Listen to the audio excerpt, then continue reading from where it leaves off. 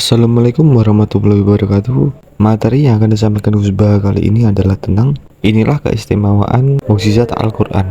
Tonton sampai habis supaya paham dengan penjelasannya. Selamat menonton. Adalah keistimewaan mukjizat Al-Quran. Sehingga saya di sini insya Allah serius sekali membawa makalah mukjizatnya Quran. Kenapa demikian? Memang saya merasakan dan semua yang hadir di sini pasti merasakan bahwa mukjizatnya Quran itu luar biasa, sehingga kita satu-satunya umat yang enggak ditunggui Rasul, tapi kualitas iman kita insya Allah menyamai periode-periode sahabatnya Rasulullah SAW. Tapi syaratnya tadi ya, dengan pikiran yang sama, dengan teks yang sama, dengan rasa yang sama, dengan kejiwaan yang sama. Caranya gimana supaya sama? Kita harus terus membaca teks. Teks itu mengingatkan kita. Misalnya begini, yang dikatakan mukjizat itu kan sesuatu dahsyat yang dalam nalar manusia itu nggak mungkin terjadi. Misalnya ontanya Nabi Soleh keluar dari batu besar, itu kan satu peristiwa yang akal manusia tidak sampai. Begitu juga tongkatnya Nabi Musa membelah Laut Merah, yang akal manusia itu tidak sampai. Tapi pikiran itu menurut mazhab kita yang waras ini, saya ulang lagi, kita yang waras itu pikiran kriminal, itu salah. Saya ulang lagi ya, kita semua kan umatnya Rasulullah SAW. Semoga benar-benar umatnya Nabi, bukan Islam yang kumat. Karena orang Islam itu pilihannya hanya dua, kalau nggak bersatu umat Islam ya Islam yang kumat. Kumat itu agak gitu, namanya kumat dalam bahasa Jawa. Begini, saya ulang lagi ya. Yang dikatakan mukjizat itu amrun khariqun lil adat, sesuatu yang luar biasa, kemudian dalam tanda kutip yang manusia itu tidak mampu, sehingga itu dikatakan mukjizat. Seperti tongkatnya Nabi Musa dan untanya Nabi Nuh yang keluar dari batu besar. Kalau kalian ingin jadi wali, pikiran seperti itu udah akan jadi wali. Gagal itu di KPU, gagal. Jadi nggak usah sampai MK, di KPU sudah gagal. Kenapa demikian? Pertanyaannya begini, memangnya sesuatu yang wajar kita lihat keseharian itu dalam kemampuan manusia? Saya ulang lagi, memangnya sesuatu yang biasa saja, yang normal saja itu dalam kemampuan manusia? Enggak juga kan? Manusia bisa enggak bikin unta? Yang wajar saja, yang lewat indukan, bisa enggak? Enggak kan? Manusia bisa bikin laut enggak? Enggak kan? Jadi kalau mukjizat itu dengan definisi sesuatu yang manusia tidak mampu, memangnya keseharian alam ini manusia mampu? Enggak juga kan? Nah, karena agama Islam dengan logika itu, Rasulullah SAW menolak mukjizat yang seperti itu. Ya, menolak mukjizat yang seperti itu. Makanya saya bilang pikiran pertama tadi itu kriminal, karena itu ditolak oleh Rasulullah SAW. Karena yaitu tadi, kalau itu dituruti, lama-lama kita tidak tahu kedahsyatan ciptaan Allah keseharian. Makanya ketika Rasulullah diminta laula utiya mislama utiya Musa, ya Muhammad itu punya mukjizat kayak tongkat Nabi Musa, kasolihi Nuh, kasolihi Soleh, karena koti Soleh, sebagaimana untanya Nabi Soleh. Apa jawabnya Allah? Wa ma min dabatin fil ardi wala ta'iri yatiru bi janahihi illa umamun amsalu. Bagian dijawab inna fi khalqis samawati wal ardi wa ikhtilafil laili wan nahar, sampai saat terusnya wa tasrifir riyah, saat terusnya la ayatil liqaumi yaqilun.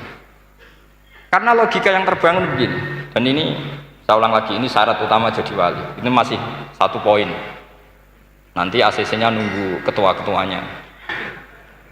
Tapi kamu jangan bayangkan wali itu kayak Sunan Kudus tunda. Jadi kalau kamu jadi wali itu maknanya kullu mukminin waliyullah, itu diikhyakan banyak. Setiap mukmin itu walinya Allah. Tapi maknanya gini, waliyullahi wong sing disakeni Allah. Itu jadi enggak usah dimaknani kekasih Allah. Ya. Jadi karena dalam bahasa Arab itu waliyul yatim adalah orang yang kasihan sama anak yatim, sehingga diurus segala keperluannya. Perempuan yang perawan punya bapak namanya apa? Wali. Artinya si bapak sayang sama putrinya, disebut apa? Wali. Jadi nanti kalau kamu jadi wali dengan makna yang tadi kullu mukminin waliyullah, setiap mukmin adalah orang yang dikasihani Allah, dan insya Allah semua kita masuk, paham ya? Ya, enggak wali songo itu baru maknanya waliyullah sing disayang Allah. Kayaknya kita belum daftar yang ke situ, nanti itu ada urutannya. Saya ulang lagi ya, kalau kita mengakui kudrohnya Allah nunggu mukjizat, yaitu nunggu tongkatnya Nabi Musa membelah Laut Merah, nunggu ada unta keluar dari batu. Maka itu kecelakaan besar dalam tauhid, kecelakaan besar dalam kesaksian kudratullah. Kenapa? Karena alam yang kita lihat keseharian juga tidak dalam kemampuan kita. Alam yang kita lihat keseharian juga tidak dalam kemampuan kita. Misalnya begini, kalau kamu melihat nyamuk, itu pertama Quran turun tentang nyamuk, itu orang munafik komentar, wah Tuhannya Muhammad kurangan stok, sampai contoh saja hanya seekor nyamuk. Tapi apa kata Allah? Innallaha la yastahi ayyadriba masalam ma ba'udatan fama fawqa. Nyamuk itu bukan sekedar kecilnya. Tidak usah kamu bikin nyamuk yang ada nyawanya, itu terlalu sulit. Sampean semua tak suruh bikin patungnya nyamuk. Gampang mana bikin patung nyamuk sama gajah? Tidak usah dikasih nyawa. Terus cari tatahnya itu dari mana, orang Jepara pun tidak akan bisa. Belum nanti bentuk alat kelaminnya, belum nanti uratnya alat kelamin, belum nanti punya jantung, jantung punya urat, jantungnya nyamuk juga punya kuman, kumannya juga punya organ tubuh, organ tubuhnya punya urat. Apa itu tidak lebih dahsyat ketimbang tontonan mukjizat yang diperagakan para nabi-nabi sebelum Rasulullah Shallallahu Alaihi Wasallam? Maka sebetulnya ketika Quran saya katakan mukjizat ila yaumil qiyamah adalah pertunjukan Allah bikin nyamuk. Innallaha la yastahi ayyadriba mathalam ma ba'ud. Itu bagi orang alim percontohan nyamuk itu lebih dahsyat ketimbang percontohan mukjizat Nabi Musa membelah Laut Merah, juga lebih dahsyat ketimbang pertunjukan Nabi Soleh ketika mengeluarkan unta dari apa? Batu. Dong, jelas nih ya. Maka umat Rasulullah terutama ulamanya harus ngomong seperti ini terus. Dengan cerita seperti ini maka Quran jauh lebih dahsyat. Makanya mukjizatnya Quran tanpa apa batas. Jelas ya. Makanya kita harus bertobat secara masif, mengatakan kedahsyatan adalah nunggu sesuatu yang khariqun lil adat, bahwa yang kita lihat keseharian adalah semua di luar kemampuan kita. Lah kita ini kan keliru, yaitu tadi, wah unta keluar dari apa? Batu. Laut Merah terbelah, ini dahsyat, manusia tidak akan mampu. Memangnya manusia pernah mampu bikin laut? Memangnya manusia pernah mampu bikin nyamuk? Memangnya manusia pernah mampu bikin telur ayam? Karena keseharian seakan-akan ini tidak ayatnya Allah Ta'ala. Itu kebodohan, makanya tidak mungkin jadi wali. Yang jenis seperti ini ya gak jadi wali. Sama tenang saja, nanti saya paling nggak sampai 1 jam karena saya tidak biasa ngaji umum. Saya mau itu karena menghormati mbah saya, karena buyut saya itu orang Damaran, namanya Mbah Hafsah. Hafsah binti Maksum bin Soleh bin Asnawi Sepuh. Jadi saya ini ya turunan asli orang Kudus. Jadi saya datang tidak dalam rangka hormat jenengan, hormat mbah saya sendiri sebetulnya. Jadi jenengan tidak punya hak adami sama saya, karena saya datang tuh hormat mbah saya. Tapi saya ingin melatih iman yang benar. Saya ulang lagi, saya ingin melatih iman yang benar karena ini penting. Sehingga Allah cara menjelaskan iman itu aja inna fi khalqis samawati wal ardi. Kamu lihat saja langit dan bumi. Seterusnya sampai waqtilal fil laili wan nahar, sampai wal fulkil lati tajri fil bahri, terus sampai wa tasrifir riyah. Ini semua tontonan yang kita lihat semuanya di luar kemampuan kita. Itu tadi contoh paling gampang, nyamuk kayak apa? Apapun profesornya seseorang, apa bisa bikin nyamuk? Tidak usah yang bernyawa, patungnya saja. Coba nyamuk itu punya organ tubuh enggak? Punya. Organnya ada kumannya enggak? Ada. Alat kelaminnya ada bolongannya enggak kira-kira? Ada. Kayak apa sulitnya? Jadi andaikan saya ke umatnya Nabi Musa terus bengkei lah sama Nabi Musa, ini gue Nabi Musa keren, punya tongkat.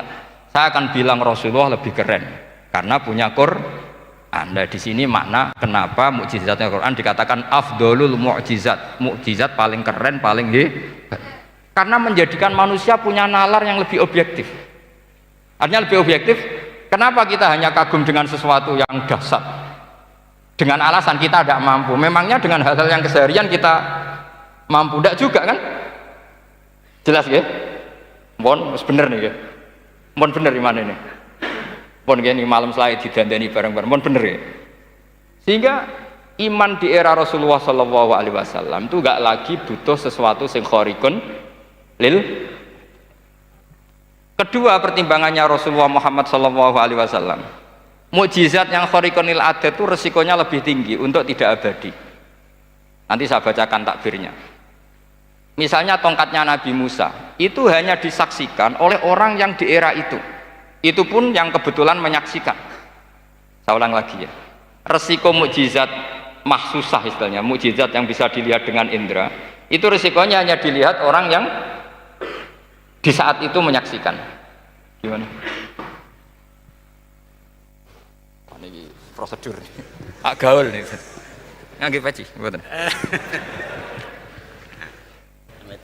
Terus gimana? Oke. Saya teruskan lagi ya. Niki mon normal nih. Mboten kebanteran nih. Mboten kebanteran nih. Saya ulang lagi ya. Jadi yang dikatakan mukjizat itu seringnya kan dikasih definisi satu pertunjukan yang di luar kemampuan manusia. Sehingga tongkat Nabi Musa membelah laut merah disebut apa? Mukjizat. Ontanya Nabi Soleh keluar dari batu disebut apa? Terus lucunya disebut alasannya karena manusia tidak mampu. Memangnya manusia mampu bikin onta normal yang lewat indukan? Mampu enggak? Enggak. Artinya umatnya Rasulullah lebih sering melihat kekuatan Allah Subhanahu wa ta'ala kulla waqtin wa hinin, setiap saat, karena cara berpikir sudah dibenahi Al-Qur'anul Karim. Paham ya? Maka untuk jadi wali umatnya Nabi itu lebih mungkin karena melihat kedahsyatan Allah setiap saat. Tidak usah nunggu sesuatu yang super kayak apa? Kan filakil bahri, sebagaimana laut terbelah oleh tongkatnya Nabi siapa? Musa. Terus ketiga, kalau logika mukjizat gini itu terus menerus seperti yang dialami Nabi Musa, resikonya adalah umat selalu menuntut hal yang aneh-aneh dan melupakan hal yang pokok. Itu lebih bahaya lagi. Misalnya begini contoh gampang. Kita ini hidup di bumi setelah sampai belajar ilmu falak atau astronomi atau belajar geologi. Planet yang sebesar ini apa? Semuanya itu sudah maha dahsyat. Gara-gara kita berpikir butuh kejadian yang aneh. Ya gara-gara ingin kejadian yang aneh. Mungkin lama-lama Anda ingin cari model hewan yang kepalanya itu dipantat. Baru percaya kudrahnya Allah. Lama-lama kamu jadi dukun, seneng ular yang berkepala manusia, itu baru dahsyat. Nanti menjadi klinik. Makanya kritiknya ulama, mukjizat itu tidak perlu dituruti. Karena kalau dituruti itu bahaya bagi kelangsungan kenormalan kita. Makanya kata Abdul Hamid Khan, termasuk kitab yang saya kagumi, kata beliau begini, yang menjadikan orang kafir adalah dia nganggep kudrahnya Allah Ta'ala itu bergantung sesuatu yang dahsyat. Dia nggak sadar bahwa keseharian dalam hidupnya semuanya pertunjukan kudrahnya Allah Subhanahu wa Ta'ala. Kayak tadi saya contohkan nyamuk tadi, inna woha la yastahi ayyadriba masalam ma, terus terusannya ba'udotan fama foko. Kayak apa susahnya bikin nyamuk? Sudah kecil, punya alat kelamin, punya organ, punya urat, lalu dalam tubuhnya juga ada kuman, kumannya juga berorgan. Kebayang nggak Anda bikin seperti itu? Enggak. Dahsyat mana dengan tongkatnya Nabi Musa? Sama-sama berstatus kita tidak mampu sama sekali. Dahsyat mana? Sama kan? Nah, itu yang diinginkan Rasulullah Shallallahu Alaihi Wasallam, dan Al-Quran menggiring kita cara berpikir begitu terus, sehingga Quran cukup menghentikan wa ma min dabbatin fil ardi wala ta'iri yatiru bi janahaihi illa umamun amsalukum. Sebetulnya burung yang setiap hari terbang, yang setiap hari lewat Anda, itu semuanya bukti kekuasaan Allah Subhanahu wa Ta'ala. Tidak usah nunggu kejadian-kejadian super dahsyat. Terus keempat, korbannya para kiai, termasuk saya. Jadi nanti kalau saya tidak bisa haji terbang, wah tidak kiai, tidak bisa terbang. Tidak bisa kayak Harry and Potter misalnya gitu, tidak bisa kayak Harry. Jadi nanti kiai juga dituntut gitu, bisa terbang kayak Aladin. Jadi nanti repot. Semua kebenaran agama bergantung pimpinannya ini punya kedahsyatan-kedahsyatan itu. Akhirnya celakanya apa? Ada orang yang pura-pura dasar tapi penipu, kayak kasusnya Dimas Kanjeng. Oh nggih. Mboten apa-apa, sing penting ini lancar mon. Nggih nggih monggo.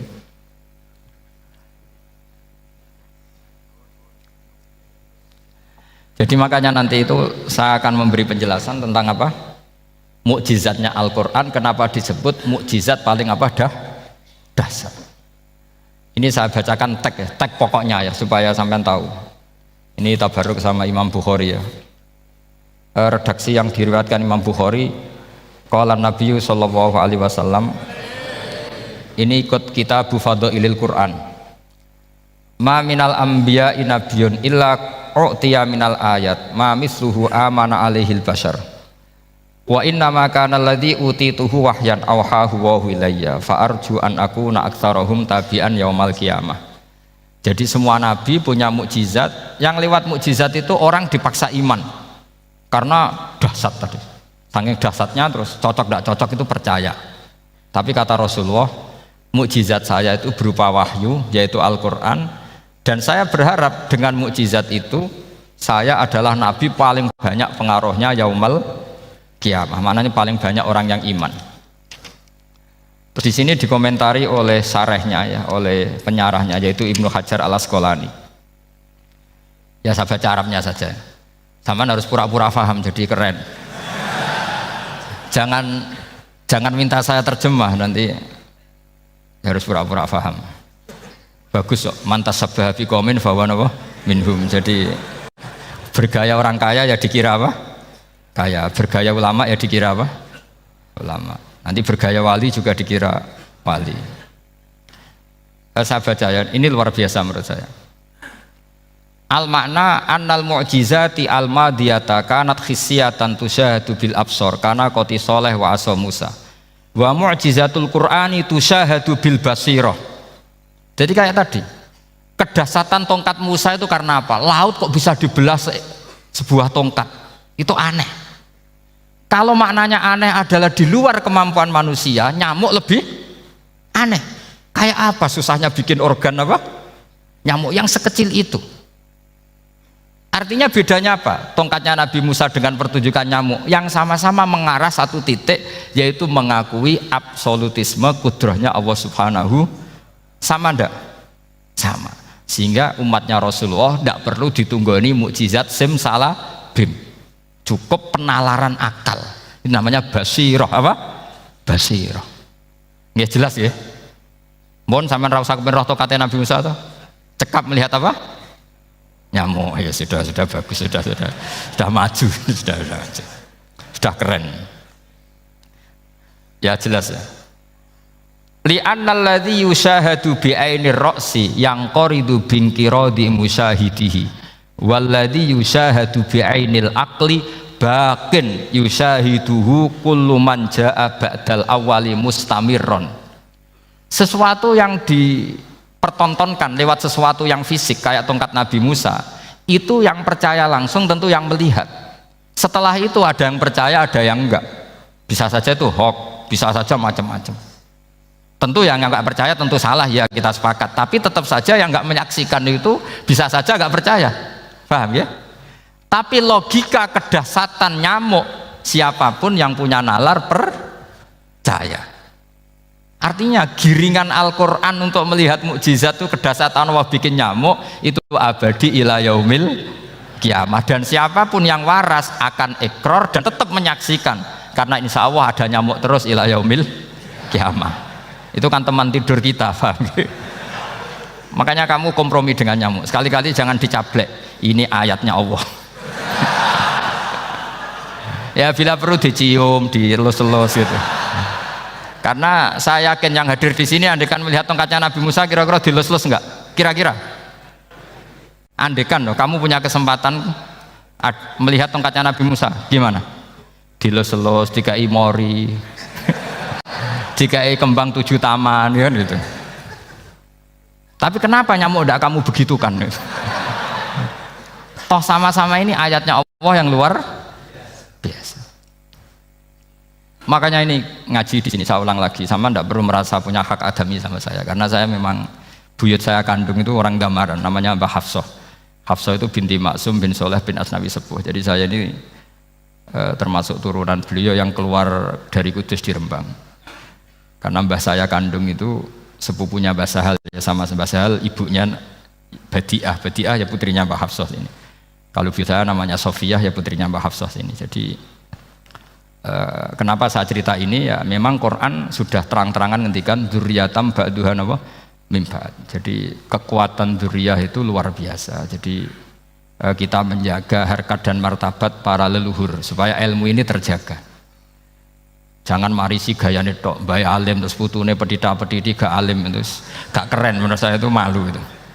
Jadi marisi itu ya kalau putunya orang alim ya alimnya, jangan marisi mulyane. Nggak orang alim terus mulya tok gelem dicucup, itu gak keren menurut saya. Niru alimnya dulu baru sama-sama dicucup, itu baru betul, Pak. Jadi ada aturannya lah. Saya teruskan. Sehingga Quran kalau menggiring mukjizat, ketika Rasulullah SAW dituntut kafir Mekah, kita tahu kan mereka nuntut apa misalnya? Lan nu'mina laka hatta tafjura lana minal ardi nabawayam bu'a au takuna laka jannatum min nakhili wa inabin fatufajjiral anhara khilalaha napa tafsira au tusqitas samaa kama zamta alaina kisafan au ta'tiya billahi wal malaikati qabila au yakuna laka baitum min zuhrufin au tarqa fis sama. Masih mereka bilang gini, walan nu'mina liruqiyika hatta tunzila alaina kitaban naqra'u. Mereka nuntut tuh, Muhammad saya percaya kamu rasul, tapi syaratnya Mekah yang tandus sulap jadi kota yang subur makmur, menjadi jannat subur makmur. Atau begini saja Muhammad, kalau kamu gelo sama saya mangkel karena kita ada iman, turunkan saja azab, kisafam minas sama, turunkan saja azab. Atau begini Muhammad, kamu kan bilang utusan Allah, kamu datang saja bersama Allah, digandeng gitu, digandeng terus sama Allah diangkat tangan kamu, dimaklumatkan kalau kamu rasulnya. Au ta'tiya billahi wal malaikati qabila. Karena mereka dengan logika yang salah. Yang dikatakan mukjizat itu sesuatu yang seperti itu. Artinya kalau kamu berpikir mukjizat yang seperti itu, berarti Anda turunan kafir Quraisy. Anda turunan apa? Kafir Quraisy.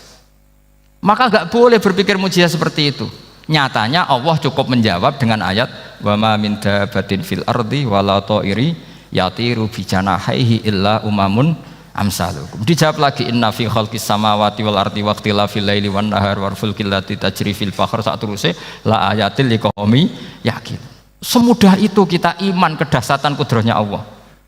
Cukup melihat kerbau, kok bisa ya jaga populasinya, padahal tidak pernah dia seminar cara jaga populasi.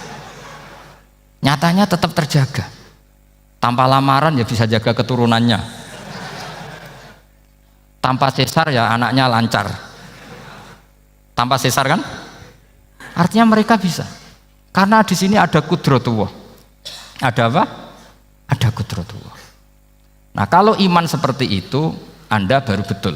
Yaitu yang disebut Allah, ya tanazzalul amru bainahunna li ta'lamu annallaha ala kulli syai'in qadir wa annallaha qad ahata bi kulli syai'in ilma. Semua urusan di alam raya ini hanya Allah ingin mempertontonkan bahwa saya kuasa. Jadi tidak perlu nunggu yang aneh-aneh. Sehingga andaikan saya ketemu Nabi Musa dan ketemu Rasulullah Muhammad SAW, pasti saya milih Nabi Muhammad sebagai ketua. Karena Nabi Muhammad yang bikin sarana iman dengan sarana yang seluas-luasnya, dan sarana ini tidak habis dan ada di mana saja, yaitu sarana ikrar bahwa Allah kudroh dan kudrohnya tanpa batas. Nabi bikin sarana apa saja, melihat langit, bumi, lautan, nyamuk, hewan, semuanya sarana untuk ikrar kudrohnya Allah Subhanahu wa ta'ala. Sementara Nabi Musa mempertontonkan hanya nunggu mukjizat sing khariqun lil adat. Paham ya? Makanya wajar kalau Nabi bergelar afdolul anbiya sayyidul awalin wal akhirin, karena memang lebih efektif cara menggiring supaya orang iman. Sekarang sudah tahu kenapa Nabi jadi sayyidul awalin wal akhirin? Sudah? Mungkin kemarin-kemarin tahu tapi gak tahu logikanya. Pokok iman selewat ke musola ngaji iman, itu iman yang kurang betul itu, karena tanpa nadzor. Itu namanya taklid yang statusnya mukhtalaf alaih, masih disidangkan di MK, paham ya? Iman jadi Iman taklid itu iman yang masih disidangkan oleh para ulama. Ada hakim yang bilang sah, ada hakim bilang tidak sah. Tanya anak-anak Qudsiyah. Imanul muqallid itu mukhtalaf alaih apa mujma' alaih? Mukhtalaf alaih. Kalau imanu ahli nadhar mujma' alaih. Insyaallah barokahnya ngaji ini semuanya min ahlin nadhar, apa? Min ahlin. Jangan amin sudah jadi, ini sudah jadi ini. Kalau amin kan masih berdoa, bisa makbul bisa ndak. Nggak boleh iman kok. Ayo iman kepada Allah dan Rasul, amin. Nggak boleh. Sesuatu yang pasti nggak boleh diamini, itu kan jadi kacau nanti. Harus bilang apa? Sami'na wa ta'na. Nanti lama-lama kamu disuruh Allah, ayo sholat, amin. Nggak boleh. Jadi amin itu ada itu. Ada aturannya. Tapi bukan berarti saya nyalahkan jenengan, enggak. Ya memang salah gitu. Jadi kan.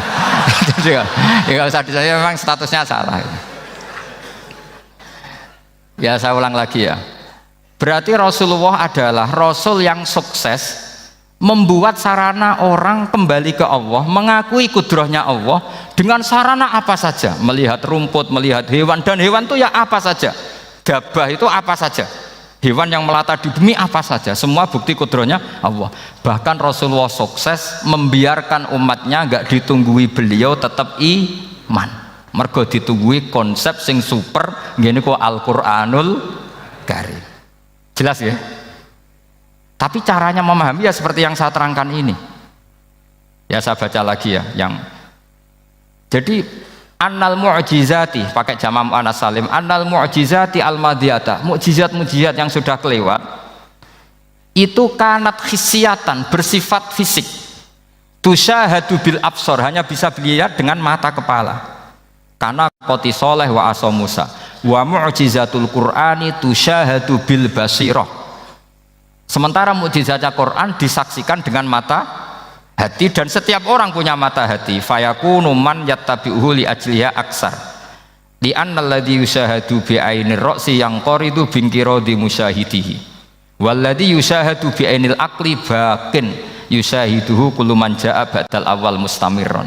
Sesuatu yang dilihat dengan mata kepala, setelah para saksi ini meninggal, maka setelahnya mencari-cari, bisa percaya bisa enggak. Tapi mukjizat yang disaksikan mata hati, siapapun percaya dan sampai ila yaumil kiamah. Dan tentu Quran lebih unggul dalam hal ini. Dan insya Allah kita semua adalah ahli Quran. Yaitu harus punya kesimpulan falam mata bayana lahu qala a'lamu annallaha ala kulli syai'in qadir. Sebagian ayat walita alamu annallaha ala kulli syai'in qadir wa annallaha qad ahata bi kulli syai'in ilma. Itu kenapa mukjizatnya Quran dasar. Itu yang gampang-gampang ya, melihat nyamuk, unta, kerbau itu yang gampang. Anda tak naikkan kelas sedikit menjadi agak ilmiah. Misalnya begini, kamu ahli falak. Misalnya kamu ahli falak. Misalnya kayak Batu Rehan ya. Itu pasti tahu kalau matahari dan rembulan dibikin Allah itu asyamsu wal qamaru bi husban. Bahwa matahari dan rembulan dibikin ini untuk hisab. Walladzi ja'ala syamsa diya awal qamara nura wa qaddarahu manazila li ta'lamu 'adada sinina wal hisab. Sehingga ketika ternyata betul samsiyah bisa dihitung menjadi tahun samsiyah yang oleh bahasa milenial disebut masihiyah. Sayyidina Umar agak tersinggung. Sebetulnya yang namanya hisab itu tidak ada hubungannya dengan masehi dan hijriyah, itu enggak ada. Semua berdasar matahari atau apa? Rembulan. Lah sialnya yang samsiyah ini oleh bahasa internasional disebut apa? Masihiyah. Makanya Sayyidina Umar marah terus bilang ya sudah kalau gitu Qamariyah bikin apa? Hijriyah. Jadi itu sebenarnya nama politik. Sebetulnya kalau objektif yang jadi ukuran ya samsiyah sama Qamariyah. Berhubung ini sudah diambil tetangga partai sebelah, akhirnya ya kira-kira gitu loh. Jadi kira-kira seperti itu. Akhirnya kita namanya apa? Hijriyah, apa samsiyah sama apa? Hijriyah. Sebetulnya yang asli ya samsiyah, Qamariyah. Tapi nggak apa-apa lah. Dunia itu mesti ada politiknya. Lah yang repot orang-orang fanatik hukum pakai bahasa nasional itu repot. Jadi misalnya kematian Yesus Kristus, Itu mesti Batu Rehan kan nggak percaya. Akhirnya ditambahi kematian Sibeh. Karena kalau bilang iya kan percaya. Makanya ditambahi apa? Sibeh. Karena menurut orang Islam berkeyakinan Nabi Isa itu nggak terbunuh. Maka ditambahi apa? Sibeh. Saya dulu pernah usul. Karena beliau itu kalau manggil bahasa itu bude, jadi saya pernah sowan usul. Mbak ditulis gini saja, Mbak. Kematian Yesus dalam kurung katanya. Tapi mungkin terlalu vulgar ya, jadi akhirnya dibikin apa? Sibeh ya. Di kalender Kudus kan apa? Sibeh ya, ditambahi Sibeh. Ya nggak apa-apa lah, yang penting keyakinannya masih benar gitu. Jadi masih benar. Kalau usulan saya terlalu ekstrim, masa dikasih apa? Katanya. Ya karena memang begitu kan, kita berkeyakinan Nabi Isa itu gak terbunuh. Wa ma qataluhu wa ma sholabuhu walakin syubbihalahu. Jadi ini saya teruskan, ini paling masih seberapa jam ini.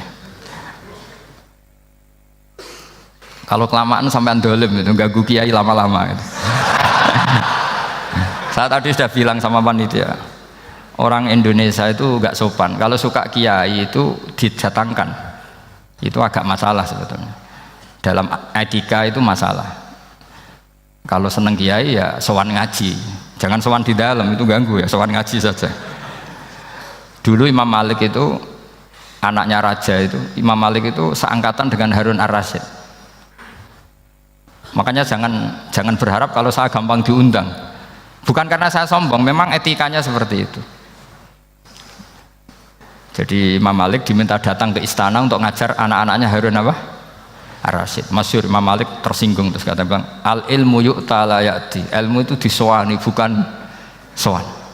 Akhirnya Harun Ar-Rasyid minta anak-anaknya datang ngaji ke Imam Malik. Itu anak presiden. Imam Malik berani, al ilmu yu'ta la ya'ti. Tapi kalian beruntung karena saya hormat sama mbah-mbah saya di sini. Wong makom buyut saya itu ya berarti apa ya? Selatannya makamnya Sayyid Ja'far Shadiq itu di situ kan ada makamnya Mbah Soleh, Mbah Maksum, itu mbah saya. Makanya dulu saya ngaji di sini lama di Damaran itu, maksudnya lama itu ya mungkin setahun. Karena saya memang mulai kecil di Sarang, sampai sekarang saya masih ngajar di Sarang. Tapi dulu cukup ya, karena saya kesini sudah hafal Quran, jadi hanya setor setiap hari satu juz, jadi cepat lah. Saya tidak punya masalah ingatan, alhamdulillah, jadi cepat hafal. Saya terangkan lagi ya, ini penting ya, masalah mukjizatnya Quran. Selama ini orang tuh mau bilang tok, mukjizatnya Quran itu dahsyat, tapi nggak bisa menerangkan, itu masalah. Makanya kita harus bisa menerangkan mukjizatnya Quran dahsyat itu apanya. Yaitu tadi, tongkatnya Nabi Musa hanya disaksikan oleh orang yang di era itu. Toh tujuannya mukjizat adalah diakui kemudian orang menjadi iman. Lalu Rasulullah SAW beliau sudah intaqala ila rafiqil a'la. Tapi konsepnya Quran menjadikan orang yang nggak ditunggui beliau tetap iman ila yaumil kiamah. Itu yang maksud fa'arju an akuna aktsarahum tabi'an yaumal kiamah. Mukjizat saya itu cukup Quran kata Nabi, dan dengan mukjizat itu orang akan iman ila yaumil kiamah. Caranya seperti ini. Karena tadi sedahsyat-dahsyatnya mukjizat, tujuan utama orang terdikte supaya ikror ngakui kudrohnya Allah. Lah ngono kok ngenteni tongkat sakti lah opo, cukup deloknya mau. Paham nggih? Jelas ya?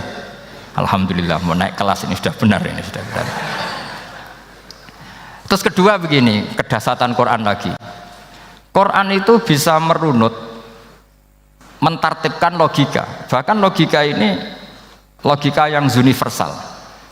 Siapa saja merasakan logika itu. Misalnya begini, dulu orang kafir itu punya Tuhan banyak. Tentu yang dipertuhankan ya mana? Yang dipertuhankan itu banyak.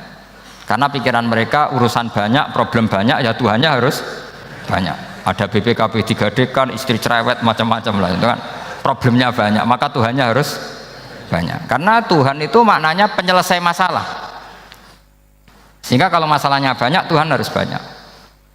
Ketika Rasulullah membawa konsep satu Tuhan, mereka janggal. Makanya mereka bilang aja'alal alihata ilaha wahida inna hadza lasyai'un ujab. Masa Tuhan satu? Ini aneh, nggak bisa. Tuhan harus banyak karena masalah kita banyak. Itu terpatri di otak mereka, terpatri. Lalu Nabi dengan santai diajari Allah menerangkan, andaikan kalian punya majikan banyak dan perintahnya beda-beda, kamu suka enggak? Ya enggak suka, mat, enggak enak. Punya majikan banyak itu udah enak. Milih mana majikan banyak sama satu? Satu aja, mat. Tuhan kamu adalah majikan kamu. Kalau banyak kamu bingung. Ya mat, satu aja mat. Itu segampang itu. Jadi menggiring, Tuhan itu kan bos kita, tuan kita. Kalau banyak berarti yang memerintah kita banyak, dan bisa konflik bos-bos kita ini karena berebut anak buah tadi. Akhirnya mereka, kalau kamu punya majikan banyak dan perintahnya beda-beda, semuanya minta dilayani, kamu pusing enggak? Ya pusing, mat. Minta mana? Majikan banyak sama satu? Satu saja, Muhammad. Ya Tuhan kamu adalah atasan kamu, maka harus satu. Mereka paham. Oke, mat, Tuhan satu. Itu yang dimaksud dorobawaw matalar rojulan fihi syuraka umutasyakisuna wa rojulan salamal lirojul hal yastawiyani masalah. Langsung alhamdulillah, karena mereka yang paling bodoh pun paham dengan logika itu, paham kalau Tuhan banyak, perintahnya banyak, kita repot. Maka Allah bikin satu masalan, yaitu rojulan fihi syuraka umutasyakisuna wa rojulan salamal lirojul, satu lelaki, satu bos, satu perintah. Kayak apa mudahnya Allah. Kemudian mereka tetap menuhankan Lata, Hubal, dan Uzza karena mereka dipertuhankan. Sebenarnya nggak pernah Tuhan, tapi dipertuhankan. Allah memberi contoh tuh sederhana sekali.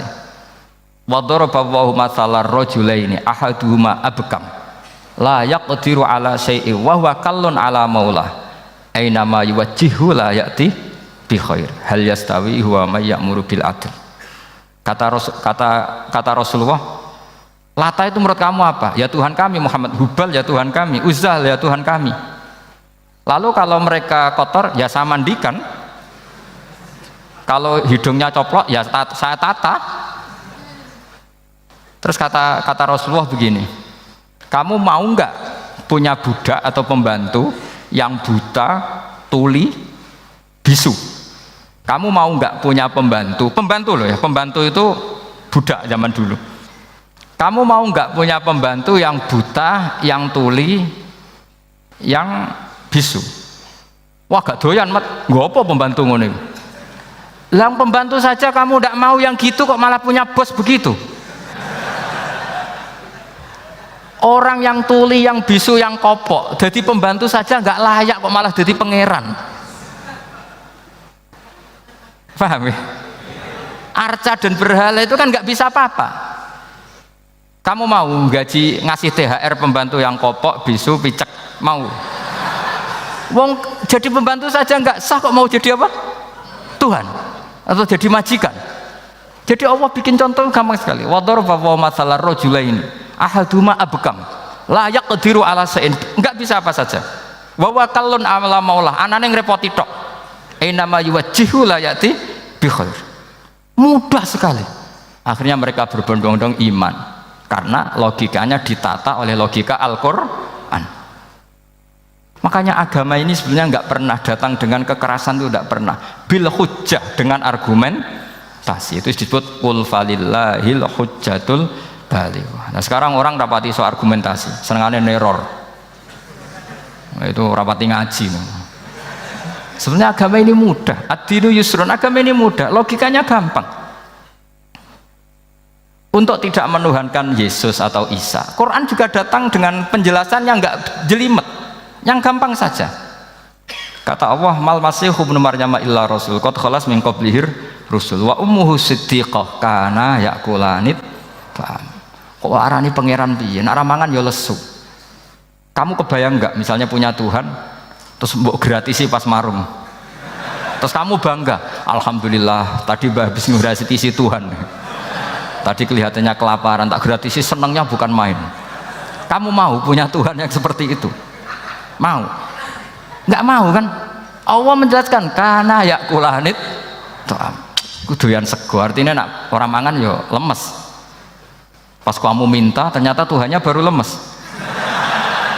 Jadi Quran itu tidak sinis enggak, tapi menggiring logika bahwa ini tidak mungkin Tuhan. Wong kana ya kulanit Tuhan. Gampang kan? Itu gampang. Gampang sekali, logika Quran itu gampang sekali. Dan masalahnya kita sekarang tidak mengkaji Quran yang sisi ini. Ya termasuk kritik kita ya, tapi ya sudahlah, ini dunia ya macam-macam. Ono sing ngaramno lomba, ono sing mendukung lomba, macam-macam. Saya tidak dalam posisi mendukung dan menolak. Saya 0-0, jadi tidak ke kanan tidak ke kiri dalam konteks tadi. Karena ya sudahlah, itu sudah takdir, semuanya takdir. Ada yang setuju ke lomba, ada yang mengharamkan apa? Lomba. Tapi sebetulnya kalau kita berpikir Quran diturunkan ya untuk yang saya terangkan ini, menjaga logika agama al-hujjah al-balighah ila yaumil kiamah. Karena kita tidak perlu tongkat lagi Nabi Musa, nggak perlu ontanya Nabi Soleh, cukup dikawal aturan-aturan iman yang cukup mudah dan kita temukan di mana saja ayat-ayat itu, yaitu wa ma min dabatin fil ardi wala ta'iri yatiru bi janahihi illa umamun amsalukum, atau inna fi khalqis samawati wal ardi, dan seterusnya. Nah, cara berpikir gimana Gus? Gampang tadi. Kalau tongkat Nabi Musa membelah laut adalah hal yang kita tidak mampu. Memangnya kita mampu bikin langit bumi? Tidak mampu kan? Berarti ini sudah cukup menjadi ayat kekuasaannya Allah. Jelas kan? Maka mukjizat Quran ini mengawal umatnya Rasulullah SAW ila yaumil kiamat dengan logika seperti itu. Seorang lagi dengan logika seperti itu. Maka ulama nggak boleh berhenti seperti saya ngomong terus seperti ini. Makanya ketika Allah lam yakunil ladzina kafaru min ahlil kitabi wal musyrikina munfakina hatta ta'tiyahumul bayyinah. Bayyinah itu apa? Rasulun minallah yatslu suhufam mutahharah. Orang kafir semuanya, kata Allah, baik berkategori kafir musyrik maupun kafir ahli kitab, itu tidak akan tercerabut dari akar kesalahan mereka, dari cara berpikir mereka, hatta ta'tiyahumul bayyinah, sehingga datang satu kejelasan yang jelas welo-welo.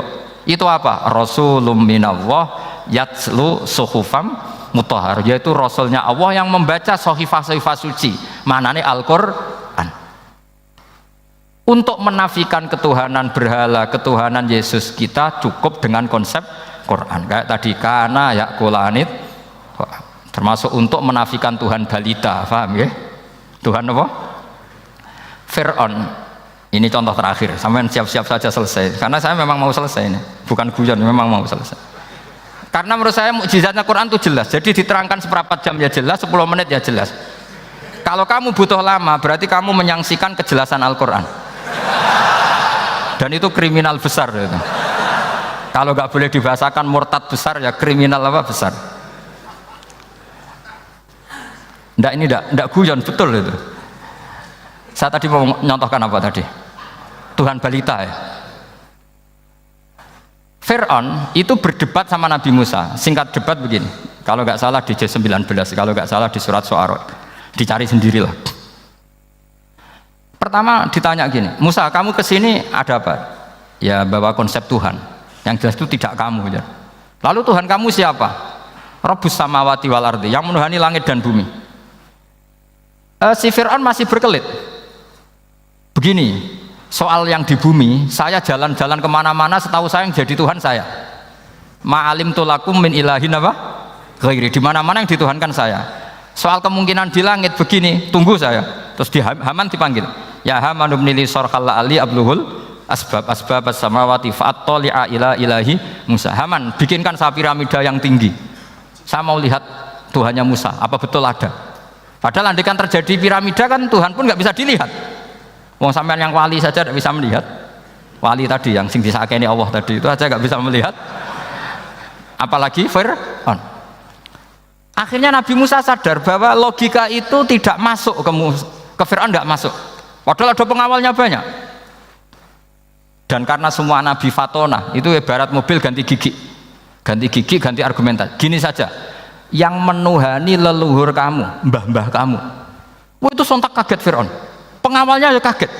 Oh iya, kalau Fir'aun ini Tuhan, mbah-mbahnya tanpa Tuhan. Kan Tuhannya datang terlambat. Berarti mbah-mbahnya dulu itu tanpa Tuhan, karena ini ada Tuhan balita itu tadi itu.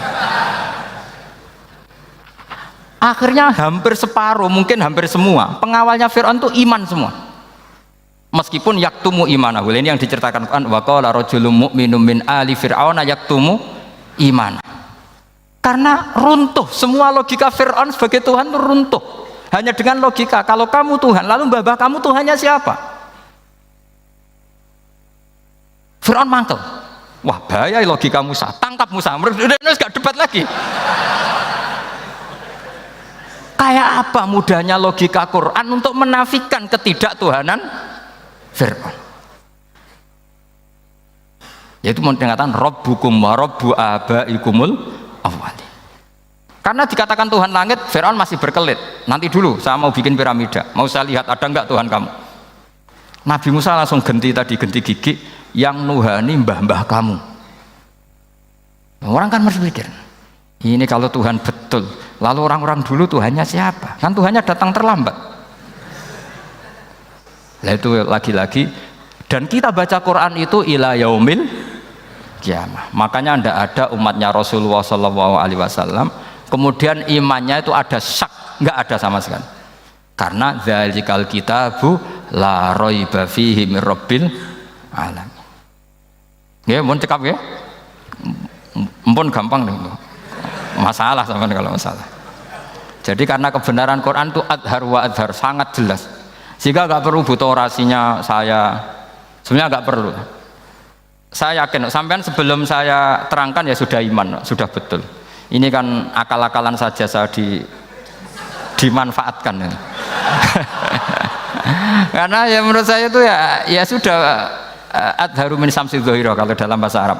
Kebenaran sejati itu lebih jelas ketimbang matahari di siang hari. Karena ya tadi logika. Ya saya tambah satu contoh lagi, semoga ini selesai betul. Kemudian Quran misalnya gini, sampean tak bedai. Kamu bisa melihat itu karena apa? Ini misalnya apa? Kertas yang saya bawa ini kan kuning. Kamu bisa melihat itu karena apa? Mata kan? Nah itu masalah. Karena melihat kamu dengan mata, sekali ini tak tutupi, kamu tidak tahu. Atau kamu jauh menjadi tidak tahu. Karena mata bisa terhalangi oleh jauh atau tertutupi. Beda dengan Allah. Allah itu kalau merumuskan tahu itu bukan karena melihat, karena menciptakan. Makanya Allah bilang ala ya'lamu man khalaqa. Apakah tidak tahu orang yang membuat? Misalnya ini, kertas ini kuning. Sama saya tak tutup begini. Kemudian kitab ini tak tinggal, saya datang ke Jakarta. Saya tetap tahu enggak kalau dalam ini ada kertas kuning? Tahu, karena saya yang menciptakan. Paham ya? Kamu bangun satu bangunan, di dalamnya ada besi ukuran sekian. Di situ kamu menyimpan emas setengah kilo. Setelah kamu pergi kemana-mana masih tahu enggak? Tahu, karena kamu yang menciptakan. Sehingga ketika kita janggal, masa Allah pirsa semua alam ini? Logikanya gampang, masa yang bikin tidak tahu? Makanya Allah bilang ala ya'lamu man khalaqa. Paham ya? Jadi gampang sekali, mukjizatnya Quran tuh gampang sekali. Nararo kebangetan gitu. Ampun nggih, Al-Fatihah.